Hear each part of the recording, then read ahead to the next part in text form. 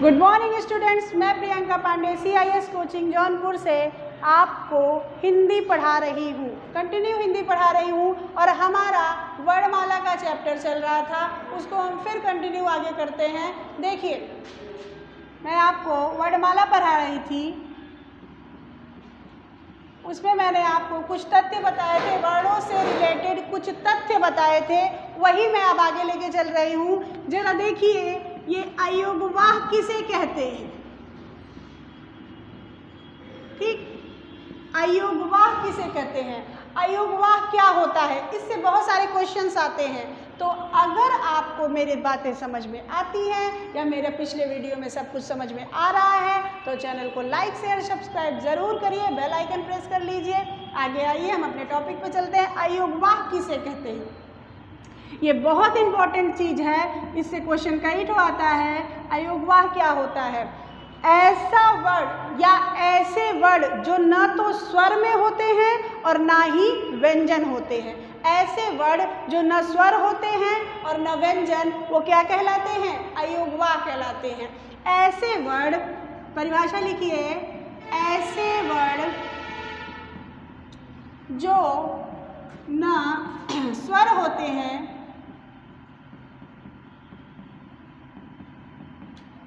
और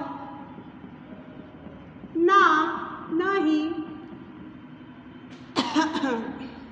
व्यंजन में आते हैं,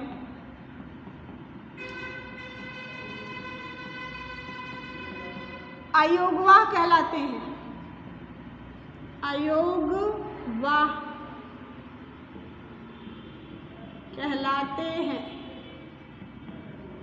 ठीक, अयोगवाह मैंने कहा है, ऐसे वर्ण जो न स्वर होते हैं और न ही व्यंजन में आते हैं, वो क्या कहलाते हैं? अयोगवाह कहलाते हैं। वो है, दो प्रकार के होते हैं। इनका प्रकार कितना है भाई? दो प्रकार के होते हैं, दो प्रकार। पहला है अनुस्वार। आप अगर थोड़ा बहुत भी जानते होंगे तो आपको इस बात से परिचित होंगे आपकी। पहला क्या है? अनुस्वार, और दूसरा क्या है? विसर्ग। ठीक, अनुस्वार किसे कहते हैं? अनुस्वार अंग को कहते हैं। और विसर्ग किसे कहते हैं? विसर्ग आह को कहते हैं। ठीक है, अनुस्वार अंग को कहते हैं और विसर्ग अह को कहते हैं। ऐसे वर्ड जो न स्वर होते हैं और ना ही व्यंजन में आते हैं। स्वरों की काउंटिंग में मैंने आपको 11 स्वर बताए थे। 11 मैंने आपसे बताया था, स्वरों की कुल संख्या भी 11 और स्वरों की संख्या भी 11 ही। चाहे कुल पूछे चाहे नॉर्मल पूछे, आपको 11 ही आंसर देना है। उसमें ये दोनों नहीं थे। इसका उदाहरण, अनुस्वार का उदाहरण देखिए, जब किसी भी वर्ड के ऊपर अंग की मात्रा, जैसे अगर मैं लिखूं पंकज, तो पंकज में प के ऊपर अंग की मात्रा, तो यहाँ क्या लगा हुआ है? अनुस्वार लगा हुआ है, अंग की मात्रा लगी हुई है। विसर्ग, विसर्ग का उदाहरण है, जैसे मैं लिखूं अतः, जब वर्ण के बगल में दो बिंदी, मतलब ये अह की मात्रा, वहाँ क्या होगा? विसर्ग कहा जाएगा। ये आपसे क्वेश्चन पूछा जाता है इस प्रकार से। इसका स्क्रीनशॉट लीजिए और अगर मेरी बातें समझ में आती हैं तो प्लीज़ कमेंट करिए। जो भी कुछ पूछना है पूछिए, मैं आपको बताऊंगी। और जो नहीं समझ में आता है उसके लिए भी कमेंट करिए। मैं बार बार कह रही हूँ, मेरे साथ अच्छे ढंग से हिंदी पढ़िए, अपनी लाइफ को अच्छा बनाने की कोशिश करिए। आपको अपनी लाइफ को अच्छा बनाने के लिए थोड़ा धीरे पढ़िए पर स्टेबल पढ़िए, स्थायी रूप से पढ़िए। बार बार उसको पढ़ना अच्छी चीज़ नहीं है। इसको बार बार, एक बार समझिए और लाइफ टाइम याद रखिए कि हाँ आपने कुछ पढ़ा था। थोड़ा धीरे पढ़िए पर स्टेबल पढ़िए, ठीक है? इसका स्क्रीनशॉट ले लीजिए, चाहे नोट करते चलिए हमारे साथ।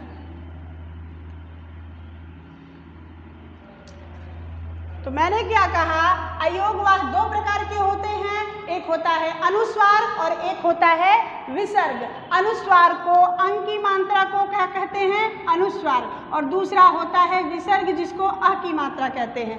अगर मैं इसमें ले लूं, जैसे प्रातः, ठीक है, ये भी क्या है? विसर्ग है। अगर मैं कह दूं कंगन, यहाँ पर वर्ण के ऊपर अंक की मात्रा लगी हुई है, ये क्या है? ये है आपका अनुस्वार और ये है विसर्ग। इस प्रकार के वर्ण जब आते हैं तो उसको अनुस्वार और विसर्ग कहते हैं। कभी कभी परिभाषा इस प्रकार से लेके पूछेगा कि ऐसे वर्ण जो न स्वर होते हैं न विसर्ग, वो क्या कहलाते हैं? तो 4 ऑप्शन देगा, अनुस्वार लिखेगा, विसर्ग लिखेगा, अयोगवाह लिख देगा, एक स्वर लिख देगा। उस समय आंसर आपको अयोगवाह देना है। परिभाषा के रूप में भी क्वेश्चन पूछे जाते हैं और ऑप्शनल क्वेश्चन भी पूछे जाते हैं, ठीक है? तो जिस तरीके से पूछे आप वेल प्रिपेयर रहिए आंसर देने के लिए, ठीक है? आगे चलिए।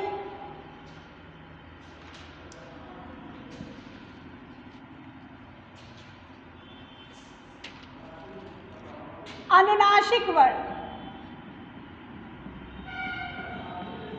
अनुनासिक वर्ण क्या होते हैं? अगला पॉइंट है हमारा अनुनासिक, मतलब इसमें नासिका, आपको नेचुरल पता चल रहा है कि इसमें नासिका का प्रयोग हो रहा है। अनुनासिक क्या होते हैं? ऐसे वर्ण जिनका उच्चारण नाक के साथ साथ मुंह से भी होता है, या आप कह सकते हैं मुंह के साथ साथ नाक से भी होता है, वही क्या कहलाते हैं? अनुनासिक वर्ण कहलाते हैं। ऐसे वर्णों के ऊपर चंद्र बिंदु, ये आपने बचपन में पढ़ा होगा, चंद्र बिंदु का निशान जरूर लगा होता है।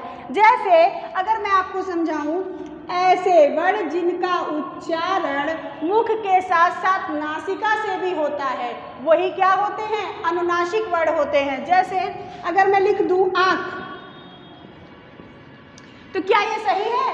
इसका उच्चारण आप ऐसे करेंगे आंख। जरा आप उच्चारण करके देखिएगा, आंख और आंख में अंतर है, आपकी नासिका का प्रयोग हो रहा है। आंख, ये आया, ये आपका क्या होगा? अनुनासिक वर्ण कहा जाएगा। जब वर्णों के ऊपर चंद्र बिंदु लगी होती है तो वो किस में आते हैं? अनुनासिक। अगर आपको समझ में आ रहा है तो प्लीज कमेंट करिएगा, मेरी बातें समझ में आ रही हैं या नहीं, ठीक है? आंख अगर मैं बोलूं और आंख बोलूं तो अंतर है। अगर कोई भी वर्ण मुख के साथ साथ नासिका से बोला जाता है, वही क्या कहलाता है? अनुनासिक वर्ण कहलाते हैं। जैसे लिखिए, जिन वर्णों का उच्चारण, लिखिए मेरे साथ साथ, जिन वर्णों का उच्चारण, जिन वर्णों का उच्चारण मुख के साथ साथ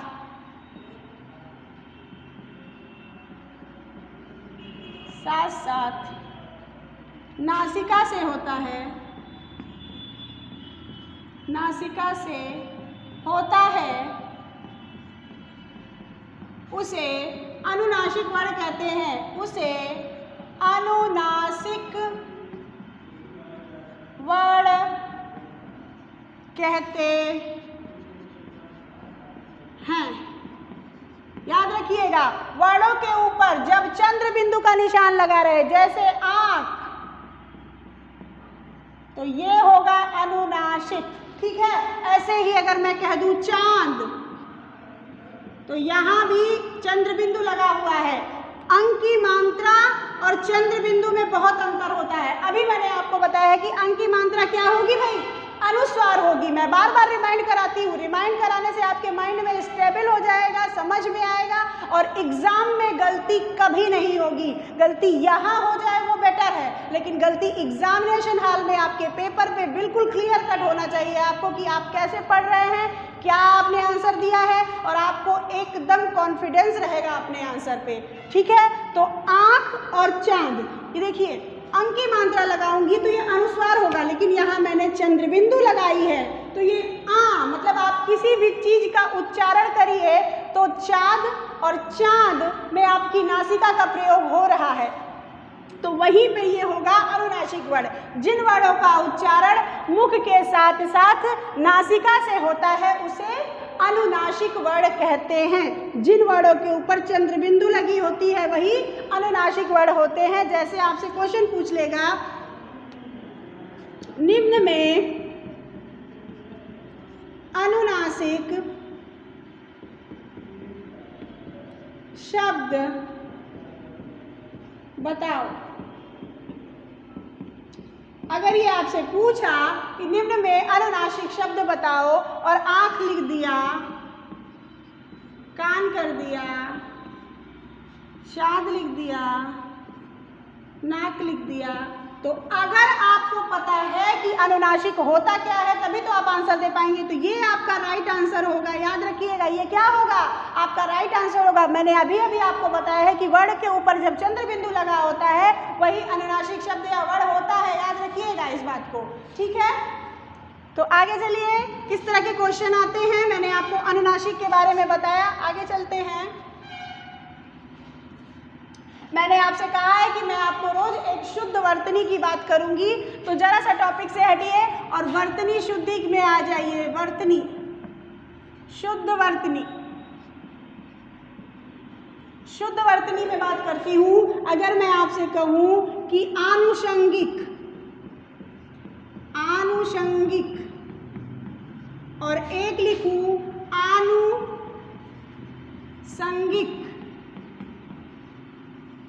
और एक लिखूं अनुषांगिक और एक लिखूं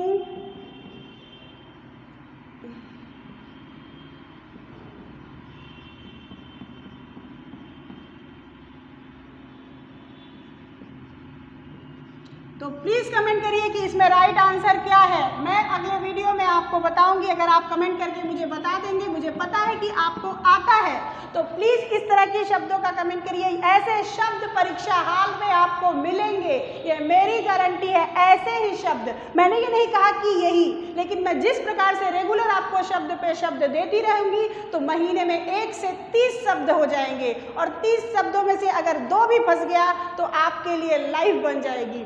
इसलिए इस बात पे याद रखिए, ये जो शुद्ध वर्तनी का क्वेश्चन है ये हर पेपर में, कोई भी एग्जाम आप दे रहे हैं उसमें 2 क्वेश्चन जरूर आता है, तो इस पे बहुत फोकस करिएगा। मैं जो भी शब्द दूंगी उसको नोट करते चलिएगा अपनी कॉपी पे। अनुषांगिक, अनुषांगिक, अनुषांगिक, अनुषांगिक, तो इसका राइट आंसर आपको बताना है। प्लीज़ कमेंट करिएगा, बताइएगा, और अगर मेरी बातें समझ में आती हैं तो चैनल को लाइक शेयर सब्सक्राइब जरूर करिएगा, ठीक है। चलिए आगे देखते हैं। इसका आंसर आप प्लीज़ दीजिएगा मुझे ज़रूर, मैं आपको पूछूंगी।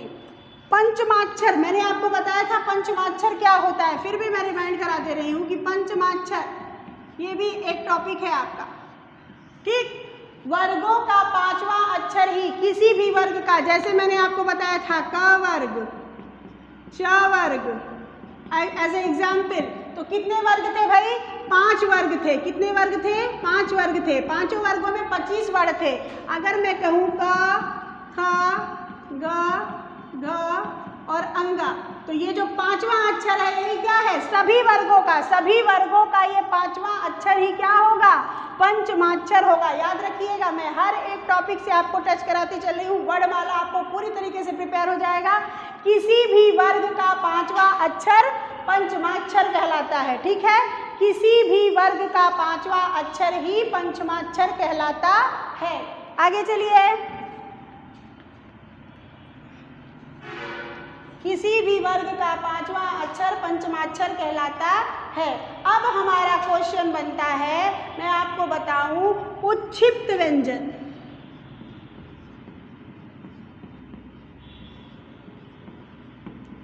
उच्छिप्त व्यंजन या उच्छिप्त वर्ण आप कह सकते हैं, ठीक, ये कह सकते हैं। ये सब बहुत ही अलग अलग क्वेश्चन, अलग अलग तरीके का टॉपिक है।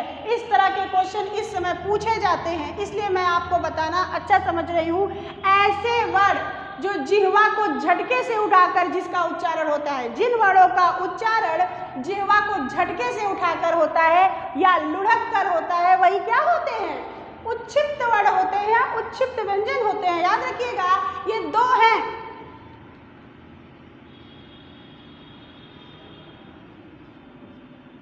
बहुत ज्यादा पूछा जाने वाला क्वेश्चन है, ये 2 हैं, उच्छिप्त व्यंजन या उच्छिप्त वर्ण।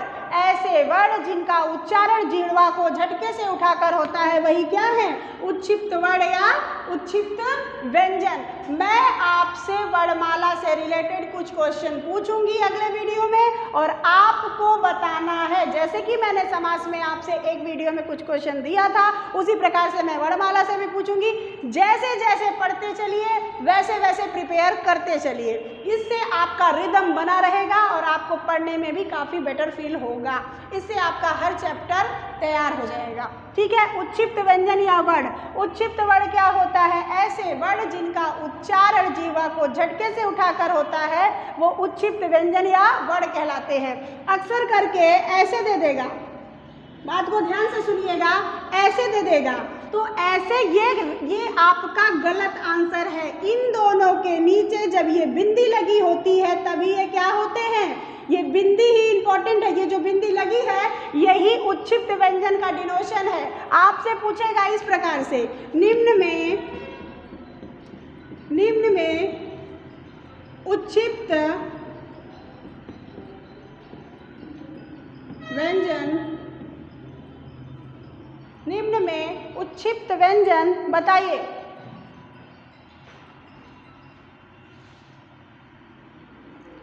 निम्न में उत्क्षिप्त व्यंजन बताइए। निम्न में उत्क्षिप्त व्यंजन बताइए। जैसे ड, जैसे ड, अगर मैं कह दूं ऐसे भी, अगर मैं ऐसे दे दूं, अगर मैं ऐसे दे दूं और अगर मैं ऐसे दे दूं। देखिएगा, क्वेश्चन को ध्यान से समझिएगा। पहला ऑप्शन है आपका, दूसरा ऑप्शन है आपका, तीसरा ऑप्शन है और आपका चौथा ऑप्शन है। निम्न में उत्क्षिप्त व्यंजन बताइए। कौन से हैं? इसमें बिंदी लगी हुई है भाई, इसमें दोनों पे नहीं है, इसमें एक पे है एक पे नहीं है, इसमें एक पे है और एक पर नहीं है। तो जिसमें दोनों पे बिंदी होगी वही क्या होंगे? उत्क्षिप्त व्यंजन होंगे। अभी मैंने आपको बताया है कि यही चीज नोट किया जाता है उत्क्षिप्त व्यंजन में। जब दोनों पर बिंदी लगी होगी वही क्या होते हैं? उत्क्षिप्त व्यंजन होते हैं। जरा आप इनका उच्चारण करिए। ढ, अड़ा, मतलब जब जीवा को झटके से उठाकर इनका उच्चारण किया जाता है, जिन वर्णों का उच्चारण जीवा को झटके से उठाकर किया जाता है वही होते हैं उत्क्षिप्त व्यंजन या उत्क्षिप्त वर्ण। ठीक है, इस तरह से क्वेश्चन पूछेगा तो आपको इस बिंदी को ध्यान देना है। दोनों वर्णों पर बिंदी रहना बहुत जरूरी है, ठीक, किसी एक पर नहीं। तो बहुत जल्दी में आंसर देने की कोशिश मत करिएगा, टाइम टेक करिएगा, अच्छे से आंसर दीजिएगा और आंसर को सही रखिएगा। मैंने अभी अभी आपको बताया है कि ये ऐसे होना चाहिए। ठीक, ये ऐसे होना चाहिए, दोनों के नीचे बिंदी रहनी चाहिए। अगर दोनों के नीचे बिंदी नहीं रही तो ये ऑप्शन आपका बनेगा, देखिएगा मेरे साथ,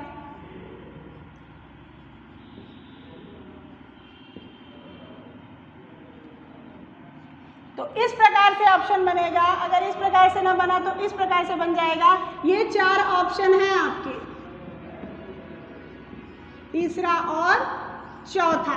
ठीक है, इस प्रकार से ऑप्शन बनेंगे। तो आपका राइट आंसर क्या है? कमेंट करिए, इसमें राइट आंसर क्या है अभी अभी मैंने बताया है, तो प्लीज कमेंट करिए। अगर मेरी बातें समझ में आती है तो चैनल को लाइक शेयर सब्सक्राइब जरूर करिए, बेल आइकन प्रेस कर लीजिएगा, आपको नोटिफिकेशन सारे वीडियो के जाएंगे। CIS की जितने भी वीडियो, जितने भी सब्जेक्ट के वीडियो बनते हैं आपको मिलेंगे, प्रोवाइड हो रहे हैं, उसका लाभ लीजिए। अपने लाइफ को सिक्योर करने के लिए इसका लाभ लीजिए और चैनल को लाइक शेयर सब्सक्राइब जरूर करिए।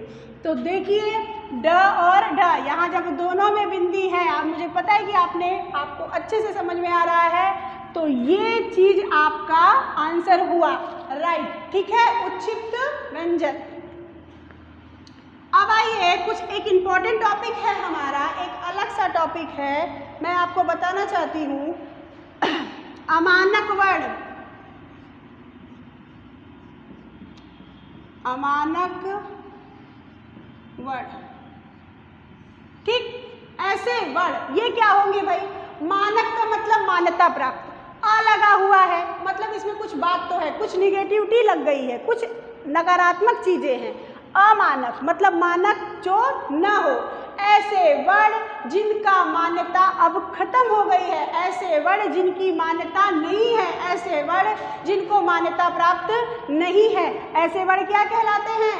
अमानक वर्ण कहलाते हैं। याद रखिएगा, ऐसे वर्ण जिनकी मान्यता समाप्त हो गई है, ऐसे वर्ण जो मानकता की कसौटी पर, मानकता की कसौटी पर खरे न उतरे वह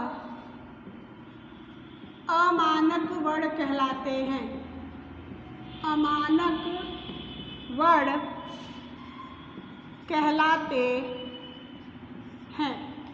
ये तो इसकी सिंपल सी परिभाषा हुई। ऐसे वर्ण जो मानकता की कसौटी पर खरे न उतरे वह अमानक वर्ण कहलाते हैं। ठीक है, लेकिन इसकी शुरुआत कहाँ से हुई? इसकी शुरुआत ही क्वेश्चन पूछा जाता है। इसकी शुरुआत कहाँ से हुई भाई? इसकी शुरुआत गुजरात से हुई है। कहाँ से? गुजरात से हुई है। इसकी शुरुआत गुजरात से हुई है। ऊपर देखिएगा यहाँ पे इसकी शुरुआत गुजरात से हुई है।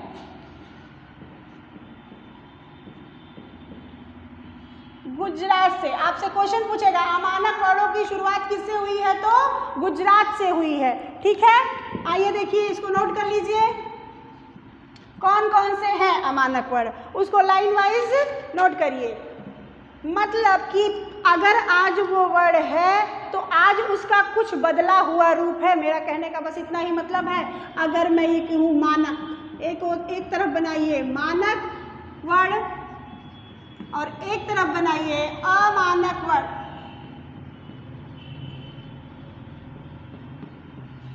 ठीक, मानक वर्ण और अमानक वर्ण। आज हमारे अ को मान्यता प्राप्त है, इस अ को मान्यता प्राप्त है कि नहीं भाई? बिल्कुल है। और पहले का वर्ण क्या था?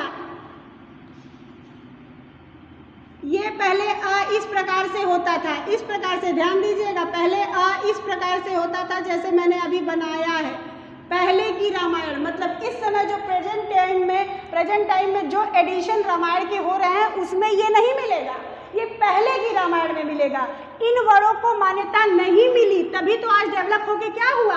ये वर्ण हुआ। इसको क्या है? मान्यता प्राप्त है। इसको मैंने मानक की श्रेणी में लिखा है। ये मानक की कसौटी पर खरा उतरा है, इसलिए इसे मानक वर्ण कहते हैं। ये भी क्वेश्चन आता है, इसलिए बताना मेरी रिस्पॉन्सिबिलिटी है। ठीक है, अगला है, जैसे मैं लिखूंगी झ, इस झ को मान्यता प्राप्त है, लेकिन पहले का झ क्या था? ये था। ठीक है, ये बहुत इंपॉर्टेंट है, ये पूछा जाता है, कभी कभी ये पूछा गया है। ये आज का झ है और ये है पहले का। ठीक है, ऐसे क्वेश्चन पे आप ध्यान दीजिए, एकदम कंसंट्रेट रहिए। और अगला है ला। हमारा आज का ला ये है, हमारा पहले का ला ये था। ये अमानक वर्ण है, याद रखिएगा। ऐसे वर्ण जो होते हैं वो अमानक वर्ण होते हैं। नोट करिए, आज हमारा ड़ ये है और हमारा पहले का ड़ था, यहाँ थोड़ा सा बीच में गैप दीजिएगा, ये है। ठीक है, ये हमारा पहले का वर्ण है और ये हमारा आज का अड़ा है और ये पहले का, इसकी मान्यता समाप्त हो चुकी है। ये वर्ण अब आपको बुक्स कॉपी में नहीं मिलेंगे, ये पहले के हैं। इनकी शुरुआत कहाँ से हुई है भाई? इनकी शुरुआत गुजरात से हुई थी, याद रखिएगा। ये क्वेश्चन पूछा जाता है, जीके में भी आ सकता है कि अमानक वर्णों की शुरुआत कहाँ से हुई थी? तो अमानक वर्णों की शुरुआत गुजरात से हुई थी। ये इनका पुराना रूप है और ये इनका बदला हुआ रूप है, जिसको आज मान्यता प्राप्त है। और अगर आपको मेरी बातें समझ में आ रही हैं, सब कुछ समझ में आ रहा है, तो मेरे साथ प्रियंका पांडे के साथ हिंदी कंटिन्यू पढ़ते रहिए। मैं आपको पढ़ाती रहूँगी और प्लीज़ चैनल को लाइक से सब्सक्राइब जरूर करिएगा। ठीक है, आगे देखिए, हमारा टॉपिक है उच्चारण स्थान। Very important topic. इससे प्रेजेंट टाइम में इस टॉपिक से बहुत सारे प्रश्न बनते हैं। उच्चारण स्थान, ठीक है, क्या होता है बताइएगा। उच्चारण क्या स्थान क्या होता है, मैं बताती हूँ। मुख के जिन जिन स्थानों का प्रयोग करके या मुख के जिन जिन स्थानों का प्रयोग करके उच्चारण किया जाता है, वही क्या होता है? उच्चारण स्थान होता है। जैसे मैं नासिका से बोलूं, मैं कुछ वर्ड अपने जीभ से बोलूं, मैं दांत से बोलूं, जहां पर जिसका ज़्यादा प्रयोग होगा वही क्या होते हैं? उच्चारण स्थान होते हैं। कोई भी वर्ड अगर आप बोलते हैं तो वहाँ आपके मुख का कोई न कोई अंग अवश्य कार्य करता है, कुछ ज़्यादा करता है, कुछ कम करता है, लेकिन कार्य अवश्य करता है। तो मुख के जिन स्थानों का प्रयोग करके उच्चारण किया जाता है वही क्या कहलाते हैं? उच्चारण स्थान कहलाते हैं। देखिए, मुख के जिन स्थानों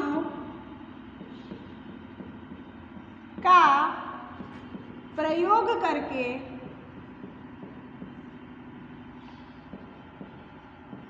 मुख के जिन स्थानों का प्रयोग करके उच्चारण किया जाता है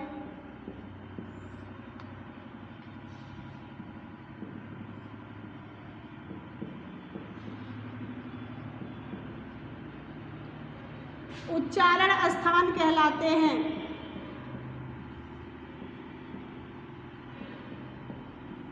मुख के जिन स्थानों का प्रयोग करके उच्चारण किया जाता है उच्चारण स्थान कहलाता है।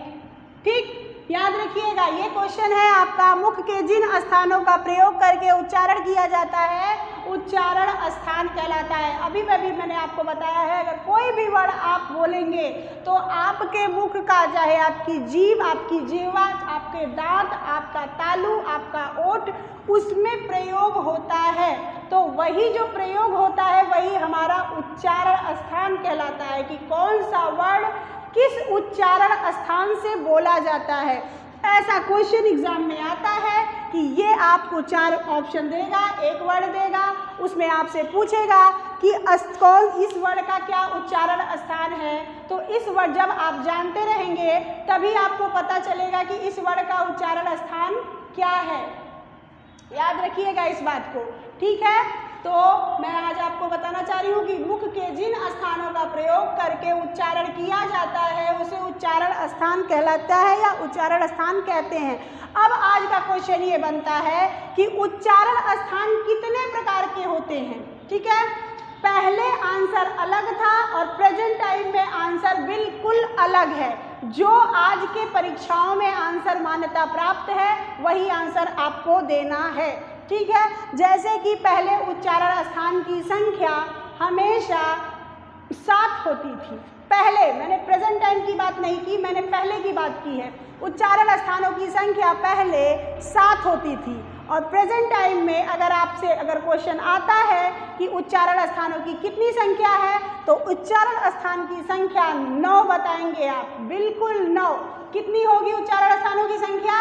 9 होगी। ठीक है, तो अगर मेरी बात आपको समझ में आ रही है तो चैनल को लाइक शेयर सब्सक्राइब जरूर करिए, बेल आइकन प्रेस कर लीजिए। ठीक, मुख के जिन स्थानों का प्रयोग करके उच्चारण किया जाता है उसे उच्चारण स्थान कहते हैं। ठीक है, इनकी संख्या पहले 7 थी लेकिन प्रेजेंट टाइम में इनकी संख्या 9 है। याद रखिएगा इस बात को, इनकी संख्या 9 है। तो अगर आपको मेरी बातें समझ में आ रही हैं तो प्लीज़ लाइक करिए, शेयर करिए, सब्सक्राइब करिए।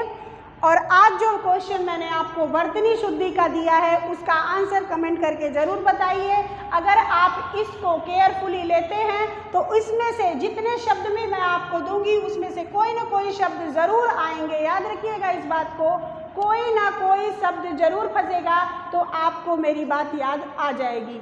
या जितने भी शब्द हैं, अगर आप एक दिन में एक शब्द पढ़ते हैं तो 30 दिनों में 30 शब्द होंगे और 2 महीने में आपके 60 शब्द होंगे। 60 से भी ज़्यादा हो सकते हैं। तो कम से कम इतने शब्दों पर आपका कमांड रहेगा, आपको पता रहेगा कि शुद्ध शब्द क्या होता है, किस प्रकार से ये शब्द शुद्ध लिखा जाता है। उसी प्रकार से मैं आपको ये बताना चाहती हूँ कि मुख के जिन स्थानों का प्रयोग करके उच्चारण किया जाता है उसे उच्चारण स्थान कहलाता है। इनकी संख्या 9 होती है। ठीक, समझ में आई बात? अगर समझ में आई तो प्लीज़ आप हमारे चैनल को लाइक शेयर सब्सक्राइब जरूर करिए। सो कीप वॉचिंग वीडियो, अच्छे से रहिए, stay home, be safe. Thank you so much.